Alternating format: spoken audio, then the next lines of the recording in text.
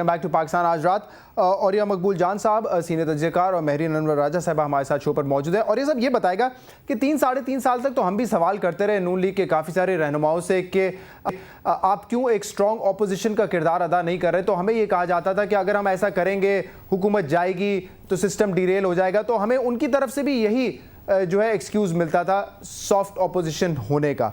तो क्या वजह है कि अब नून लीग ने यह ठान ली है कि हम जो है इस हुकूमत को गिरा कर रहेंगे। गो जरदारी गो के नारे धरनों में और रैलियों में हमें सुनाई देते हैं। मियाँ साहब जो हैं वो सिंध के दौरे कर रहे हैं, इलेक्शन की तैयारी जो है वो जोरों पर है। क्या वजह है इसकी? फिर सर मसला पता क्या है कि अभी कॉरिडोर्स जो होते हैं पार्लियामेंट के या इनकी निजी महफिलों में अगर सब इन लोगों को देख लेना तो आप ऐसे लगेंगे कि इनसे ज़्यादा शीरो शक्कर कोई नहीं है। इंतहाई प्यारी गुफ्तगू, इंतहाई शानदार किस्म का माहौल, शानदार किस्म की सूरत हाल। लेकिन इलेक्शन से पहले ये तीर अपने तान लेते हैं कि भाई अब तीर आ गए हैं, अब मैं इसको बंदे को जब तक मैं कत्ल नहीं करूँगा उस वक्त तक मैं जिंदा अपना घर वापस नहीं जाऊंगा। और यही वो कैफियत होती है जो इलेक्शन से पहले एक गर्मा गर्मी पैदा करनी होती है और आवाम जो है उसकी कठपुतली के ऊपर वो नाचते हैं और ये कैफियत बन जाती है। अब चूँकि एक वक्त गुजरने के साथ साथ एक इमेज बनता जा रहा था और वो तीर हाथ से निकल रहा था। एक तो प्रेशर इमरान खान का प्रेशर है, जाहिर बात है किसी और तीसरी फोर्स की तरफ लोग जो हैं वो किसी न किसी हद तक आगे जो है वो चाहते हैं बिल्टअप होना। और दूसरा ये था कि वो खुद भी चाहते थे कि अपना इमेज जो है वो किसी तरह के बहाल किया जाए। अब ये basically it's a preparatory phase of elections और इस प्रेपरेटरी फेज़ के अंदर अपने अपने मचानों के अंदर लोगों ने आना है, अपने अपने तीर और तलवारें जो है वो ठीक करनी है और उसके बाद वापस असेंबली के अंदर जाके बैठ जाना है। और आपको लगता है कि क्या वाकई पाकिस्तान मुस्लिम लीग नून का हदफ जो है वो अगले सेनेट इलेक्शन से पहले हुकूमत को गिराना है? देखें, बात सुने, उनका हदफ जो भी हो या इनका हदफ जो भी हो, लेकिन मैं एक बड़ी अजीबोगरीब सी चीज़ देख रहा हूँ और वो है पब्लिक का एंगर। और एक बात बड़ी तय है कि दुनिया के हर जमहूरी मुल्क के अंदर रास्ता एक ही होता है कि जब पार्लियामेंट से डिस्कनेक्ट हो जाए लोगों का या गवर्नमेंट से डिस्कनेक्ट हो जाए तो सड़क। जिस वक्त इराक वार के ऊपर बरतानवी पार्लियामेंट जो थी वो मुकम्मल तौर पर डिस्कनेक्ट थी अवाम के साथ, तो 1 मिलियन लोग जो थे लंदन की सड़कों पर आ गए थे एंटी वॉर मार्च के ऊपर। वियतनाम के अंदर जिस वक्त अमेरिका अवाम की ख्वाहिशात के ख़िलाफ़ लोगों को भेज रहा था तो पूरा अमेरिका जो था सड़कों पे आ गया था कि हम अपने बच्चे नहीं मरवाना चाहते। खुदा के लिए बात आ जाओ, डिस्कनेक्ट है। डिस्कनेक्ट इस वजह से कि आज सर्वे को दिखाई देता है। अच्छा, वो पब्लिक एंगर छीन लेगा, वो पब्लिक एंगर इन सबसे लीडरशिप छीन लेगा, मैं सही कहता हूं। और वो पब्लिक एंगर फिर डिटरमिन करेगा। और ये बात गलत है कि आमरीयत आया करती है। जब फ्रेंच रेवोल्यूशन आया था तो फ्रेंच रेवोल्यूशन में उन्होंने जब निकले थे तो उसके अंदर से वो नेपोलियन पैदा हुआ था और वो निकला था। फिर वो अपने मर्जी की हुकूमत जो है उसको एस्टेब्लिश किया करते हैं, अगरचे कि तोड़ फोड़ बहुत होती है, माशरे के अंदर हरकत इतनी ज्यादा होती है कि बहुत ज्यादा अनार्की फैल जाती है। ठीक है, और मुझे अनार्की के अंदर सिस्टम जो है ना जो एक बड़ा सिस्टम डिलीवर नहीं करता ना। जी जी जी मैं एक बड़ा बेसिक सवाल जो है महरीन साहब आपसे पूछना चाह रहा हूँ, अवाम के लिए इस वक्त ज़रूरी क्या है? एक गरीब आदमी या चले मैं एक मिडिल क्लास आदमी की बात कर लेता हूँ कि उसके घर में चले लोड शेडिंग अगर हो रही है वो 3-6 घंटे से ज़्यादा लोड शेडिंग ना हो, या उसके लिए ये ज़रूरी था कि 18वीं तरमीम जो है वो पास हो जाए। ये मुझे बताएं कि क्या एक गरीब आदमी के लिए नौकरी ज़रूरी है या ये ज़रूरी है कि कौन इस वक्त इक़्तिदार में बैठा हुआ है? किस तरीके से सोचती है आवाम, ये मुझे बताएं ज़रा पल्स पे आपकी। एक तो शहजाद इकबाल साहब, आप मुझसे इतने सवाल कर रहे हैं, मुझे एक आप सवाल का जवाब दें। क्या हुकूमत ने जो 18वीं तरमीम की है 1973 के आइन के बिल्कुल उसको मुताबिक ले आई है, क्या वो ठीक की है या गलत की है? हाँ या ना में आप जवाब दें पहले। ठीक किया, बिल्कुल ठीक किया है। हाँ ठीक है। अब ये जो 18वीं तरमीम हुकूमत ने एक काम, शुक्र है आपके मुंह से निकल आया कि ठीक कर दिया। मैं तो उस चीज को डिनाई नहीं कर रहा। आम आदमी को क्या, अब मैं आ रही हूँ ना उस तरफ, इसका आम आदमी पे क्या असर पड़ेगा? ठीक है जी, पड़ेगा और पड़ा है, ये भी बता दें। में हमने सूबों को इख्तियारात दे दिए। किस चीज़ के इख्तियारात दे दिए? जिन चीज़ों के इख्तियारात दिए, अगर कमेटीज़ बनाई जाएं, उनको ठीक तरीके पे उस पर अमल किया जाए तो उसका जो इफ़ेक्ट है वो एक आम आदमी पे आएगा। लॉ एंड ऑर्डर का मसला सूबों ने देखना है। अब प्राइस कंट्रोल भी सूबों ने करनी है। हाँ, जहाँ पे फेडरल गवर्नमेंट के जो भी मामलात हैं वहाँ पे जो हेल्प हो सकती है वो हम करेंगे। और कौन सी इलेक्टेड गवर्नमेंट है, मुझे बताएं, कौन सी इलेक्टेड गवर्नमेंट है जो चाहेगी कि अपनी आवाम को किसी ना किसी तरीके से तकलीफ दे? ठीक है, चले मैं आपकी बात मान ली। अब मुझे ये बताएं कि 2 सूबों में तो आपकी हुकूमत है तो और बाकी सूबों में भी आपकी प्रेजेंस है। मैं जरा तो आप मुझे बता देना, सिंध में, बलूचिस्तान में आपकी हुकूमत है, पंजाब में आप इक्तदार में जो है नून लीग के साथ खड़े हुए थे। पंजाब क्या वहां पे परफॉर्मेंस रही है? 66% है। पंजाब जो है पूरे मुल्क का 66% है। आज हर पॉलिटिकल पार्टी एक वन वे और दी अदर हुकूमत में शामिल है। मैं इल्ज़ाम तराशी नहीं कर रही, मैं ये कह रही हूँ अगर हम में कमी है आए आप, औलिया जो औरिया मकबूल जान साहब है, आप आए, आप जैसे और लोग आए, आके हमें गाइड करें।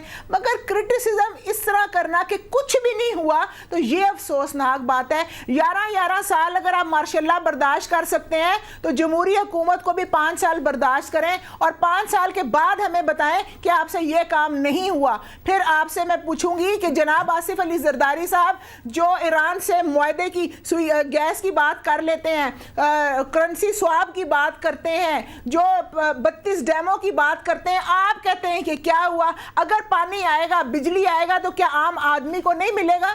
देखिए, बात ये होती है कि फेडरल गवर्नमेंट ने सही पॉलिसीज बनानी होती हैं और वो पॉलिसीज अगर सही हों, सही सिमत की हों, ठीक हों, फिर उसका असर आम आवाम को आता है। और मैं आपसे गुजारिश करूंगी कि खुदारा हमें हो सकता है कि मिसमैनेजमेंट्स हों, मैं अपने आप को फरिश्ता या अपनी गवर्नमेंट को फरिश्ता नहीं कहती, मगर पिन पॉइंट करें और उसको बेहतर करने की कोशिश करें, ना कि उसको गिराने की कोशिश करें कि नया सिस्टम आएगा तो वो हेल्पफुल किस तरह होगा।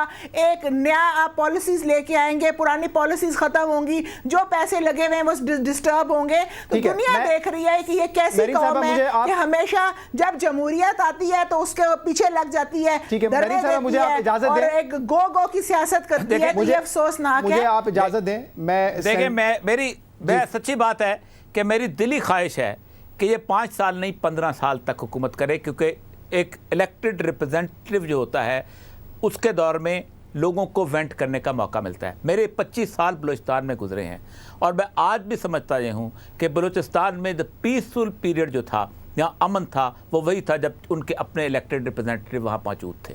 मैं सिब्बी में अंदर था, खैरबख्श मरी के बेटा जो था चंगेज़ मरी वहाँ पर आया, लोग उसके पाँव को हाथ लगा के वोट दिए थे, डिलीवर नहीं कर सका, एंटी पाकिस्तान बाप का बेटा था, लेकिन अगले साल एक ऐसे बंदे से हारा इलेक्शन में कि जिसका बाप, जिसको लोग बलोच नहीं समझते थे, बाप पंजाबी मां सिंधी, ये सूरत हाल थी। और यानी टोटल तासुब खत्म हो गया।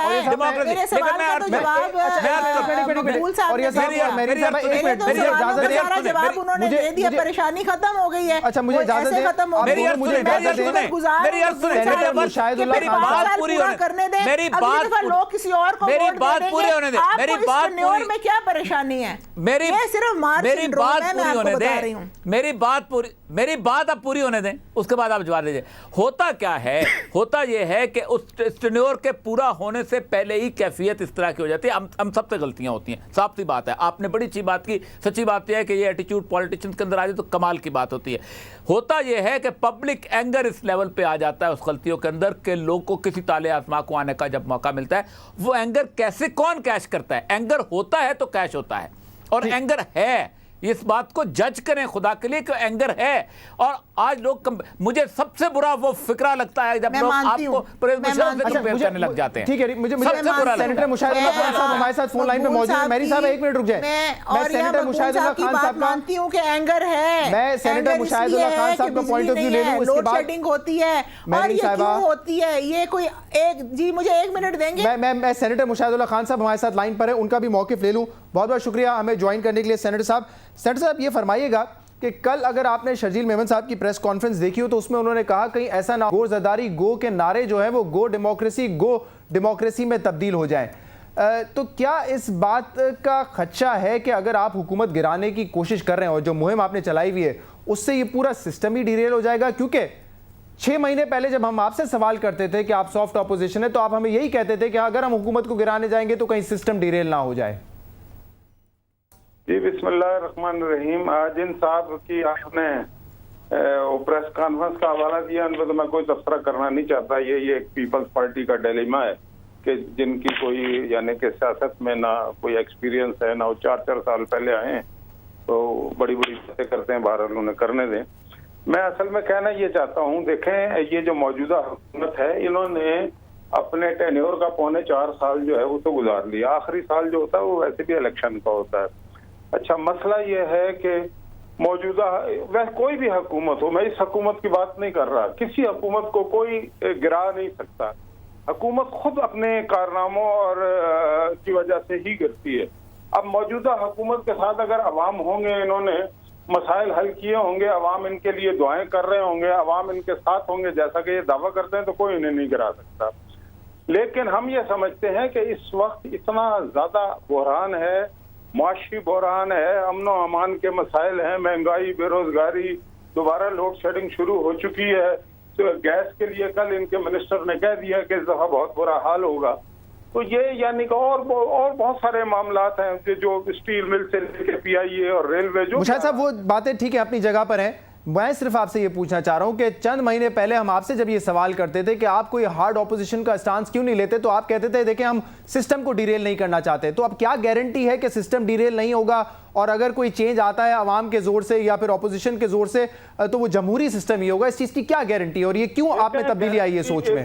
गारंटी से हट के मैं ये कहना चाहता हूँ कि दो ही तरीके होते हैं ना हुकूमतों को राय रास्त पे लाने के लिए, या और हुकूमतों को हटाना, ये ऐन जमहूरी है। अगर कोई हुकूमत डिलीवर ना करे, हमारे मुल्क में तो ये समझ लिया गया है ना कि जी मैंडेट 5 साल का मिला है, अब कुछ भी होता रहे हमने वो पूरा करना। जमहूरियत इस चीज का नाम नहीं है। जमहूरियत अवाम के मसाइल। लेकिन ये जो आप बात कर रहे हैं, आप खुद इसको सपोर्ट करते हुए आए ना 3 साल, कि 5 साल का मैंडेट है, चलने दें उनको, ना गिराएं, सिस्टम ना खराब करें हमने। लेकिन अभी भी हम सुन लेना मेरी बात, थोड़ी सी सुन भी तो लिया करें। आपने 4 दफा सवाल कर लिया है और मेरी बात एक दफा भी पूरी नहीं होने दी। बात यह है कि दो ही फोरम होते हैं, या पार्लियामेंट या आवाम, दोनों जमहूरी हैं।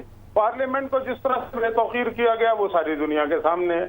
सड़कों पे भी पुरअमन अगर आप जद्दोजहद करें, जो माजी में पीपल्स पार्टी खुद भी करती रही है, भुट्टो साहब भी करते रहे, मोहतरमा भी करते रही है, तो अगर आपके करने से सिस्टम डिरेल नहीं होता तो हमारे करने से सिस्टम कैसे डिरेल होगा? और फिर यह हमें ये ताना दिया जाता है कि जब अदलिया की बहाली हुई तो हम गुजरांवाला से वापस चले गए थे। इसलिए वापस चले गए थे कि हम सिस्टम डिरेल नहीं करना चाहते। लिहाजा अब से जद्दोजहद होगी, और हम ये समझते हैं कि ये मौजूदा हुकूमत का रहना, सुप्रीम कोर्ट की बिल्डिंग पे चढ़ गए थे, दीवारों पे। जी, मौजूदा हुकूमत जो है उसका रहना, अब मैं ये समझता हूँ कि ये स्टैग्नेंट हो गई है सारी चीजें। इसको रिवाइव नहीं किया जा सकेगा। मुल्क को जितना नुकसान, जितनी बदउनवानी हो रही है, हजारों अरब रुपए खा चुके हैं ये लोग, और उसके बाद भी कहते हैं हमें टेन्योर पूरा करने दो ताकि मजीद साल सवा साल जो रह गया उसमें भी मालशाल बना ले। तो ये तो कोई जमहूरियत नहीं है। जमहूरियत ये है कि अवाम के मसाइल वो करते नहीं है। अवाम शहजाद इकबाल साहब, मुझे ब्रेक लेना है, इसके बाद मैं आता हूँ आपकी तरफ। सेनेटर मुशाहिदुल्लाह खान साहब, आपका मैं अदा करना चाहूंगा। मेहरीन अनवर राजा साहब, मैं आपकी तरफ आता हूँ, मुझे कमर्शियल ब्रेक लेना है। इस ब्रेक के बाद हम मजीद बात करेंगे। नाज़रीन हमारे साथ रहिएगा।